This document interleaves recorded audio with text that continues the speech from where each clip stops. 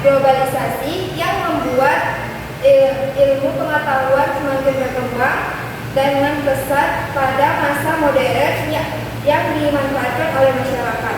Dua, pengiriman dan penyampaian informasi dengan cepat, misalnya adalah melalui audiovisual, telepon, internet, dan vaksinan. Yang di sini ada juga dampak negatifnya. Yang pertama, penyebab virus.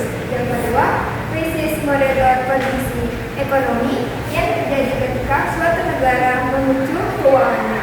Yang ketiga, memicu kerusuhan yang mengandung unsur separatisme dan sara atau semisalnya suku, agama, ras, dan antar golongan kelompok yang akan menimbulkan pemecah. Adapun globalisasi pada komunitas lokal, yang pertama, gaya hidup pola tingkah laku sehari-hari karena pola gaya hidup seseorang berbeda-beda.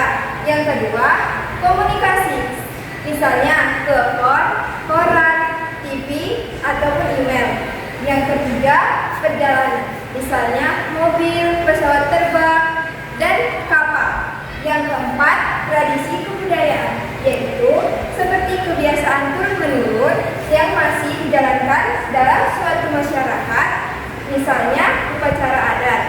Dan globalisasi, kemasan sosial yang timbul akibat perubahan sosial. Pengaruh globalisasi yang pertama, penampilan remaja, karena ketertiban remaja dan hal-hal yang melanggar hukum, misalnya pencurian, pembunuhan, narkoba, dan lain-lain.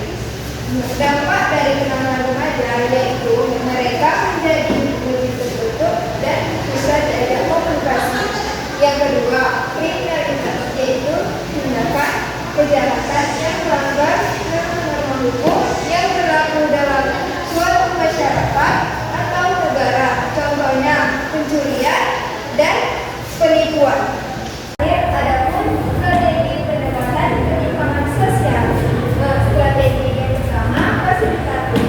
Strategi ini bertindak sebagai fasilitator yang menyediakan sebagai sumber daya informasi dan sebagai sarana konsultasi, misalnya permasalahan meningkatkan kesejahteraan masyarakat. Yang kedua, strategi edukatif digunakan apabila diketahui adanya hambatan-hambatan sosial budaya dalam penggunaan suatu industri.